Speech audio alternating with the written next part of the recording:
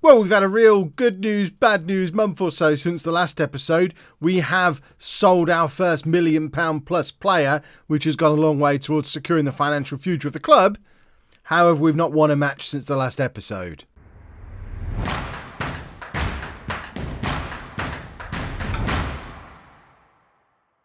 Hello and welcome to part 69 of It's Coming Home. I'm Kevin. Coming up on today's episode, we have our big local derby away against Peterborough, and then we're at home against Luton, both in League One. As I mentioned, since you were last with me, form has just disintegrated completely. 6 games without a win. We got knocked out in the Mickey Mouse Cup by Chester. They beat us again in the league. We also drew with Lincoln, Wigan, Burton, lost to Portsmouth. The one common denominator amongst most of these results is that they were against teams who were also pushing for promotion. So they are teams who are supposed to be better than us. But I think what's been made clear as we now enter March is that we're no longer pushing for automatic promotion. In fact, we're just kind of clinging on to the playoffs by the skin of our teeth at the moment, and a couple more bad results and we're going to settle back down into mid-table, where you probably could argue we should be. Remember, the goal for this season was battle bravely against relegation. We've already avoided relegation, 59 points after 35 games. There's no fear of us going down. So job is already done for this season, and I don't think it will be the worst thing in the world for us to spend another year in League One, especially now we've sorted out the immediate financial future. Anyway, we should be able to do a decent bit of squad addition, transfer window, wheeler dealing kind of stuff in the summer, and really build a team that can go up next year and then hopefully stay up. It's not over yet. We could still go up this year. I am a little bit afraid, though, similarly to with Nuneaton last year and backing the Borough, if we go up to the Championship too soon, that's where you really do get the jump in quality, and we will just come straight back down like we did with Nuneaton last year. And it would be nice to be able to put together a squad that could stay up when we get there, and this current squad just isn't that. In fact, if we have a look at some of the team stats, just to give you an idea of how out of our depth we already are. Look at that average possession. Excellent stuff. We're a team that can keep hold of a football. However, if we have a look in terms of attendances, our average attendance is 2,000.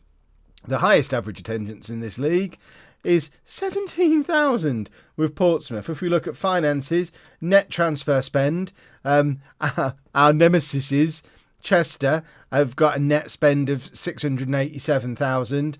We have a net spend of minus 2 million. Only the relegated teams from the Championship brought in more money than we did, really. And we obviously haven't spent any money. And if we have a look at salaries as well, Millwall, ridiculously, spending £23 million a year on salaries. If we just look at that, I mean, this is the gulf we're looking at here. They sold £26 million worth of players, signed £16 million worth, and are spending £23 million a year on salaries. I know they're very out of the ordinary compared to the rest of the league, but all the bigger teams, £3, £4, £5 million a year on salaries. We're spending 1.7 million on salaries. Again, just a few teams spending less on salaries than we are. So I don't think we're ready for the step up, but if we manage it, I'm obviously not going to complain. We've said all that before, but I won't keep you hanging any longer.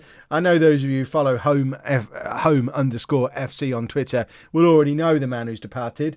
But those of you who just watch the videos obviously don't yet. The man who's departed is Alex Carmichael for £1.4 million. It's an utterly ridiculous amount of money for a player who only ever played one game for us, coming on as a substitute this season. He wasn't all that. He has played a few games in the Cups. Again, he's never started a football match for us. And we sold him for £1.4 million. It does suggest at some point he probably should have started a football match for us. But does, again, emphasise just how good our youth setup has been here at home. He came through our youth team when we were in the Northern Premier League, and we've been able to sell him on 5 years later without playing him for over £1 million, which is ridiculous. I think for us to survive financially, certainly until we hit the Premier League at whatever point in the future, we either need a big cup run or one of these every year to survive. We need to be finding an extra £1.5 to £2 million a year just to keep us afloat. And I think this isn't going to be the last player that we move on because the offer was too good to turn down, and hopefully they'll continue to be players that aren't really going to affect the quality of the team, because obviously our team is losing nothing from losing Alex Carmichael, but our finances haven't looked so good since way back when we had the big cup runs, like, 4 years ago now. We've got a little bit of spensies, which we'll try and spend in the summer. We've got plenty of space on our wage budget, and we've got money in the bank. The projection still looks horrible, but we should roughly break even at the end of the season, and that's the first time that's ever been predicted. And even looking 2 years in the future, sell a couple more of those players. So let's say sell 2 more Alex Carmichaels and have a big cup run over the course of the next 2 years, and we break even again just by staying in this league. And fingers crossed, we won't still be in this league in 2 years' time. That wasn't all of the transfer business we did in January either. Obviously, we looked at a little bit of it in the last episode. Actually, no, the loans did come in before the last. That was the only new bit. I forgot I already showed you Sawinski and his pals. So let's have a look at the team. It is our big local derby away against Posh. We do want a win, and this is the team that we're putting out there. 6 games without a win, and hopefully today's the day we go back to winning ways. We've got Humphreys in goal, a back four of Palliot, Proctor, Sutherland and Daly Campbell, with Phillips as a holding midfielder and Fernandez and Bakinson in midfield. A front 3 of Tyler, Harris and Stanley. Anthony Harris has only scored once since the last episode 2, and it was a penalty. I think I might have been a little bit premature in declaring him exactly what we needed. He still doesn't score as prolifically as I would like. Obviously, we saw from those stats we are better than anyone else in the division at keeping hold of the ball. What we just need is somebody who's going to tuck away all of the chances when they come. And as much as Harris has, he's close to 20 goals for the season now. It's not 40, and I'd prefer 40. Right, let's. I think it's probably time for us to say, look, playoffs. Let's not fall out of the playoffs. We've been in freefall. We speculated when Richie Wellens left Chester that it might be them who end up in freefall. And to be fair, they are following us down. They just seem to follow us everywhere. But we've been in more freefall than they have, and it would be a shame after all the hard work we put in that first part of the season if we don't at least get to have a little go at the playoffs. Even if we don't stand a chance of winning them, it'd be nice to have a go. And we're 1-0 down. This is same old story recently. This is you lot obviously haven't been seeing this. Last time you saw anything, we were all conquering, had just gone top of the league. Harris, I think, scored 4 or 5 goals in the last episode. Everything was looking good. And then closed the game, opened it up again on a different computer as well, did it on my laptop, Steam Cloud Save, excellent stuff, and lost every game on there. And I was hoping by closing it down and opening it up again and bringing it back onto this computer again, that this computer would be lucky, or whatever caused the change in form by playing it on a different computer had gone away. But alas, not. We are 1-0 down again, and there's starting to be a little bit of a gap form above us as well. 10 games to go after this one, and the gap between us and Chester is stretched out to 4 points as it stands right now. And we need to be looking over our shoulders probably a lot more than we are looking up at the moment.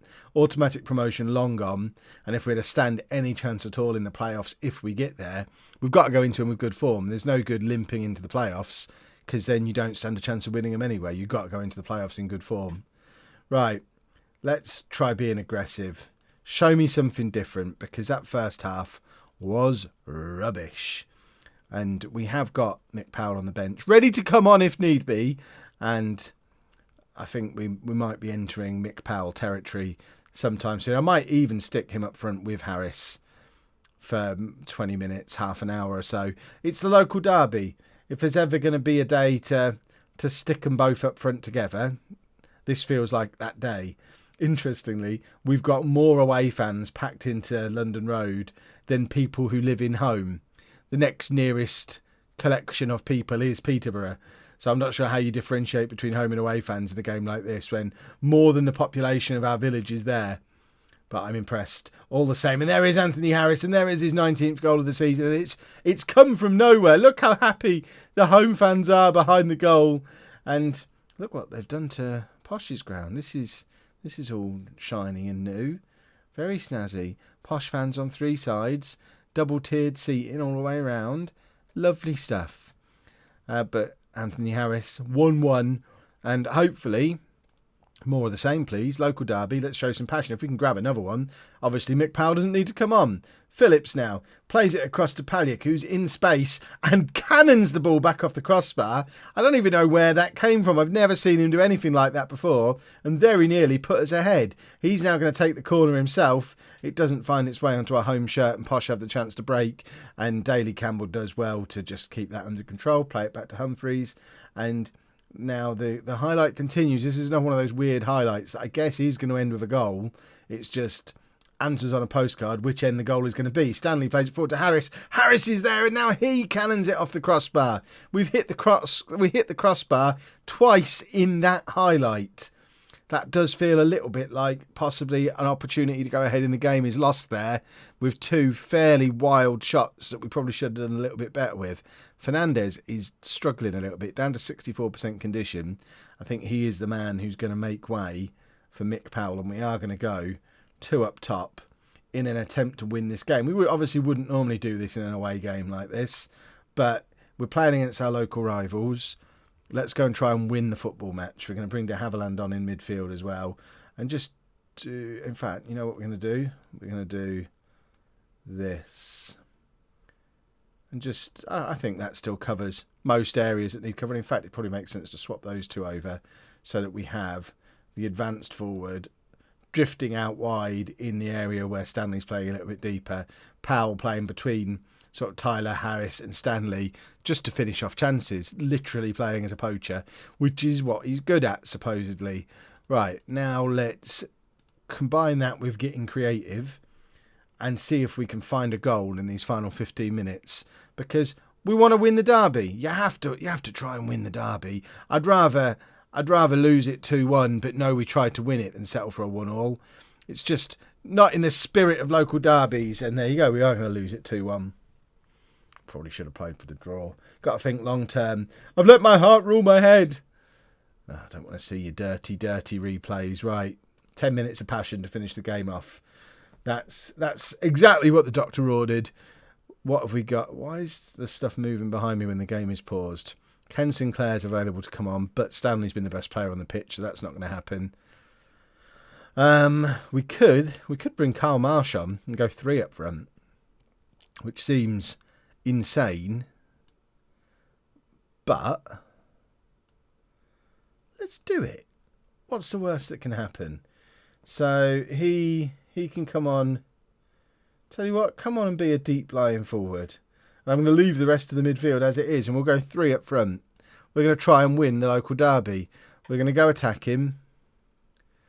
And 3 strikers now. Come on, lads. There's got to be an equaliser in here somewhere for us.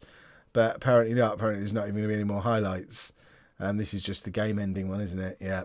Well, that was anticlimactic, and to be honest, kind of exactly what I was expecting, because that's now 7 games without a win. I've upset everybody, which I don't know why they're confused and demotivated by that. They were rubbish. And now we have to try and pick ourselves up and try and beat Luton. The terrible form continues. Well, it looks like the home fans have been learning a lot from the comments section, and despite the fact we're 6th in League One in a season we were supposed to get relegated, they're criticising my tactics. They don't like the 4-1-4-1. We've also set a new club record of 7 games without a win. And we've had a team meeting, which didn't go too badly, actually. And we are going to do a tactical change. If that's what the fans want, that's what the fans are going to get. We're going to go to a 4-4-2, and they can watch that for a match and realise why the tactic we've been using is a better option. So we're going with Humphreys in goal, a back for Paliak, Proctor, Sutherland and Daly Campbell, Tyler, Bacon, St Perry and Sinclair in midfield, and Harrison Powell up front. Watch them score for 3 goals each and make an idiot of me. I kind of don't want us to win this game because I'll look like a buffoon.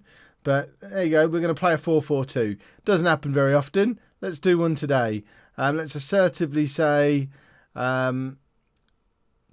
recent form stand. Oh, look, that's terrible. Yeah, we do need to improve our form. Mick Powell is motivated. A motivated Mick Powell alongside Anthony Harris with Tyler and Stanley on either wing, Perry and Bakinson supporting from midfield.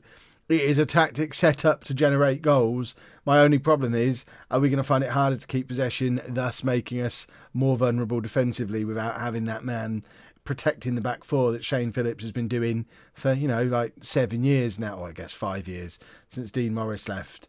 Oi, oi, oi. Some comical defending from Proctor there, but we do get away with it. It looks like we're doing all right controlling possession as usual. We've not created any chances yet, though, which is problematic. That's kind of what this tactic was supposed to do. And we're 1-0 down. And it feels like a goal from nothing, really. Luton have had 35% possession, but get a free kick, which they just kind of knock back and forth. Little 1-2. And then pretty much from the same spot he took the free kick from. I don't really know why he didn't just strike the initial free kick, because all he's done is allowed the wall to close him down and then still bent it round them. He could have scored an even more spectacular version of that from the free kick. But either way, we're 1-0 down and we haven't had a highlight in the first half. Well, the 4-4-2 doesn't work. There's your proof. I refuse to switch to dirty lower league direct football. We're not going to lump the ball forward. We're not going to play direct. We're going to continue controlling possession, keeping the ball, playing short passing. It's the home way. Right, let's avenge what happened last time we played Luton. And we've got, what's his face, Marsh, the striker, is here on loan. He's down there on the bench and can come on if need be. But, I mean, just none of the attack is playing well. They're all motivated and fired up, though. So maybe there'll be a goal in them. But we need passion now, because if we haven't scored a goal by the 70-minute mark, I'm making a triple substitution. And they'll all like it. Look at all those yellow cards we're accumulating. Still not a single attacking highlight, but we're kicking lumps out of the opposition. I love what we've become. Right, Harris is off. We're also going to take off Sinclair and bring on Connor Stanley. And I promised a triple, so let's do a triple. Let's get Coleman on, and we're going to push him forward, and we're going to make him an inside forward. And there you go. Slight variation on what we were already doing. And it's Bakinson to take the corner. Corner comes in. Coleman clatters the crossbar. How many more times in this episode are we going to hit that blooming crossbar? It's our ground. Just make the goal half an inch higher. No one who measures the height of the goal. Let's get creative. 15 minutes to go. We need to go attacking as well.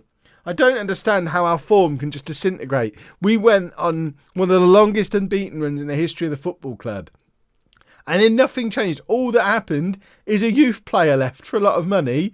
And that seems to have been the catalyst for just, I don't even know how to describe what's happened to us. Longest unbeaten run in goodness knows how long. Turned straight into longest run without a win in the history of the club. We were top of the league when this run started. And we didn't change anything. I don't understand. Proctor now plays it forward to Coleman. Coleman into Bakinson. Over the top for Mick Powell to chase. Can he grab an equaliser for us? It's Powell. He does score. His 6th goal of the season for Mick Powell. Thank goodness. Now can we grab a winner from somewhere? It's a nice finish from Powell actually as well. Bakinson plays it over the top. Mick Powell a little bit confused because he didn't realise football matches went beyond 70 minutes. Grabs an 83rd minute goal for us. It's probably the longest spell he's had on a football pitch in about 3 years. But he does grab a goal. And now can we grab a winner from somewhere? Let's have another. Right, it's going to be 6 minutes of passion now. Hopefully. Oh my goodness. Decent save from Humphreys and a psycho challenge from Coleman. That was knee high. I don't know how that wasn't a foul. And I don't know how we've kept 11 players on the pitch throughout this game. We have been absolute thugs. But Daly Campbell heads clear. We're going to concede a late goal again, aren't we? I can feel it coming. Oh my word. Please, we've got to grab a goal from somewhere. We've got 2 minutes. Somebody score a goal. Bakinson with the free kick. Floats it over. It falls to Proctor. Bakinson's still in space. It goes back out to him.